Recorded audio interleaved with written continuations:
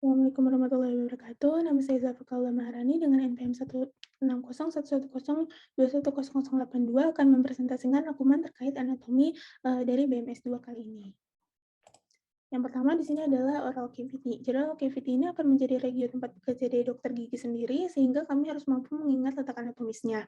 Nah, yang pertama di sini ada frenulum of the upper lip, itu terletak di antara gingiva dan juga upper lip. Di belakangnya itu ada hard palate, lalu di belakangnya lagi ada soft palate, dan ada palatoglossal arcus yang berisi palatal tonsil, dan di belakangnya itu ada palatopharyngeal arcus.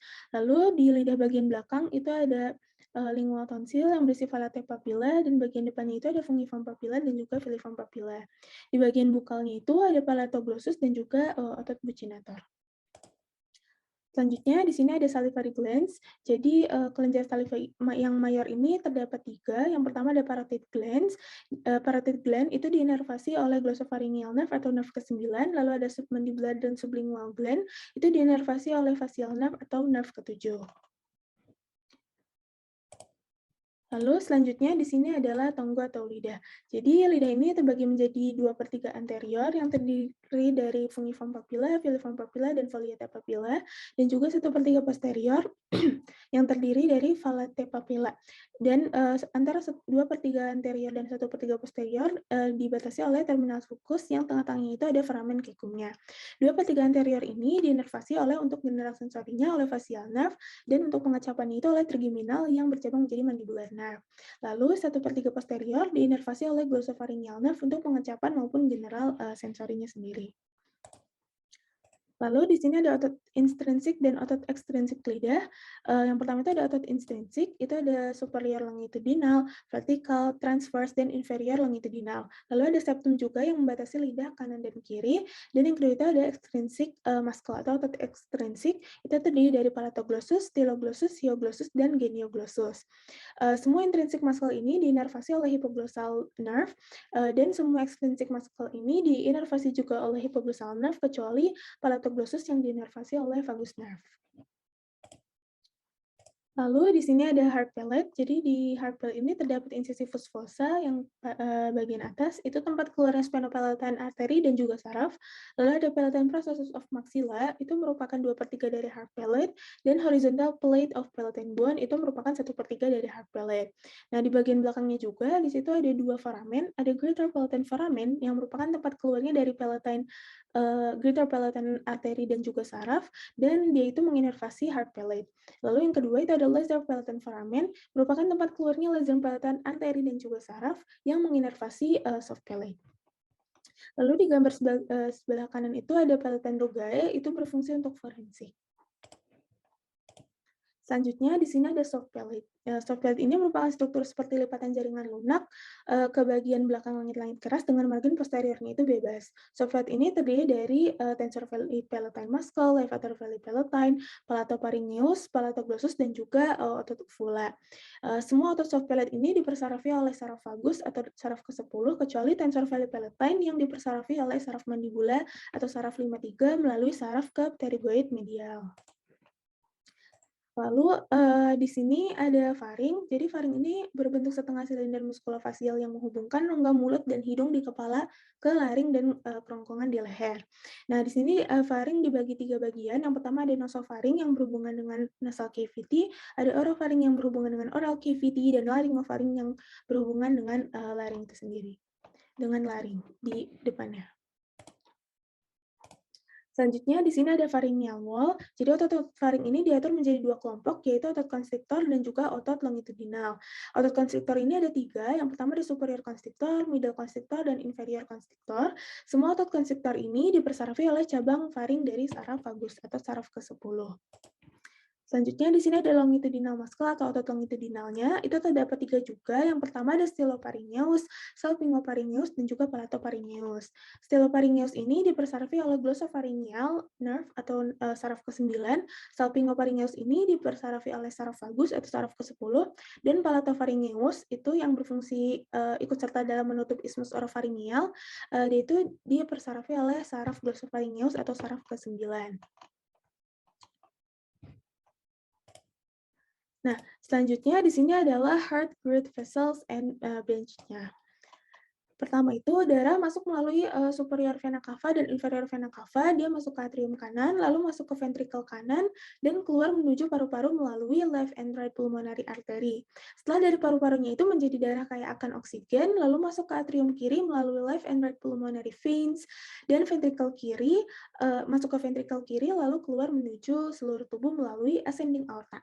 Nah, ascending aorta ini mempunyai 3 cabang, yaitu brachiocephalic trunk yang bercabang lagi menjadi right subclavian trunk untuk menyuplai darah upper limb bagian kanan, dan right common carotid artery untuk menyuplai darah ke leher dan kepala bagian kanan. Lalu cabang kedua itu ada left common carotid artery, dia itu menyuplai darah ke leher dan kepala bagian kiri, dan terakhir itu ada left subclavian artery, dia menyuplai darah ke upper limb bagian kiri. Lalu selanjutnya di sini ada maxillary artery. Jadi maxillary artery ini adalah untuk suplai darah pada wajah. Percabangan pertamanya itu ada inferior alveolar artery yang melanjutkan diri menjadi mental artery. Lalu di atasnya itu ada buccal artery dan saraf, yaitu untuk percabangan ke pipi. Lalu ada infraorbital artery di bawah mata, dan pada bagian matanya itu ada ophthalmic artery, supraocular artery, dan supraorbital artery. Selanjutnya di sini ada vena pada wajah yang bersumber dari internal dan external jugular vein. Internal jugular vein dia bercabang menjadi facial vein yang melanjutkan diri menjadi deep facial vein. Sedangkan external jugular vein dia bercabang menjadi retromandibular vein lalu melanjutkan diri menjadi maxillary vein dan pterygoid venous plexus. Nah, selanjutnya di sini tuh ada sistem limfatik. Sistem limfatik ini merupakan sistem organ pada vertebrata yang merupakan bagian dari sistem peredaran darah dan sistem kekebalan tubuh ini. Sistem ini tuh terdiri dari jaringan besar getah bening, pembuluh limfatik, kelenjar getah bening, organ limfatik atau limfoid, dan jaringan limfoid. Mekanisme cairannya itu, cairan yang tidak terbawa oleh vena, dia akan, yang bernama interstitial fluid, dia akan, masuk ke dalam lymphatic capillaries, lalu ke afferent lymphatic vessels, dan, disaring oleh lymphoid nodule. Saat cairan itu sudah bersih, dia keluar melalui efferent lymphatic vessels dan masuk ke vena. Pembuluh limfatik ini mempunyai katup sehingga alirannya itu berjalan, hanya satu arah. Selanjutnya di sini ada nodus limfatik. Jadi nodus limfa ini adalah struktur enkapsulasi kecil, dia itu mengandung elemen sistem pertahanan tubuh seperti kelompok limfosit dan makrofag. Nodus limfa ini dapat digunakan oleh klinisi untuk mendeteksi perubahan patologis atau untuk melacak penyebaran dari penyakit. Nah, di sini ada beberapa nodus limfatik dalam tubuh, ada pericranial ring, tracheal nodes, lingual nodes, femoral nodes, deep nodes, axillary nodes, dan juga cervical nodes. Selanjutnya di sini ada lymphatic trunks and ductus. Jadi semua pembuluh limfatik ini bergabung untuk membentuk batang atau saluran yang lebih besar yang mengalir ke sistem vena di lokasi di leher, di mana vena jugularis interna bergabung dengan vena subclavia untuk membentuk vena brachiocephalica. Yang pertama di sini ada cairan dari sisi kanan kepala dan leher, tungkai kanan atas, dan sisi kanan dada di bawah oleh pembuluh limfatik yang berhubung dengan vena di sisi kanan leher. Ini yang warnanya itu lebih muda. Yang kedua, di sini ada cairan limfa dari seluruh bagian tubuh lainnya, yaitu lower limb, abdomen, dan sisi tubuh bagian kiri, itu yang warnanya lebih tua, dibawa oleh pembuluh limfatik yang mengalir ke vena di sisi kiri leher. Nah, selanjutnya di sini ada lymphatic of the neck. Jadi ada beberapa nodus superficial limfatik pada leher. Yang pertama di sini ada nodus occipital, dia drainase limfatiknya berasal dari kulit kepala dan leher posterior. Lalu ada nodus mastoid, drainase limfatiknya berasal dari setengah posterolateral kulit kepala. Lalu ada nodus praauricularis dan parotis, drainase limfatiknya berasal dari permukaan anterior auricula, kulit kepala anterolateral, bagian atas wajah, kelopak mata, dan pipi. Lalu ada nodus mandibular, drainase limfatiknya berasal dari struktur sepanjang jalur arteri facialis tinggi dahi, serta gingiva, gigi, dan lidah.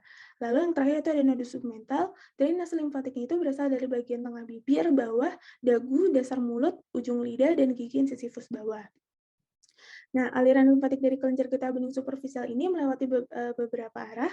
Yang pertama ada drainase dari nodus occipital dan mastoid, dia mengalir ke nodus cervical superficial di sepanjang vena jugularis eksterna yang ada pada gambar. Lalu ada drainase dari nodus praaurikular dan parotid, nodus submandibular, dan nodus submental ini mengalir ke deep nodus cervical yang ada pada gambar juga. Dan terakhir, ini berikut merupakan referensi dari PowerPoint yang saya buat dan presentasi yang saya buat.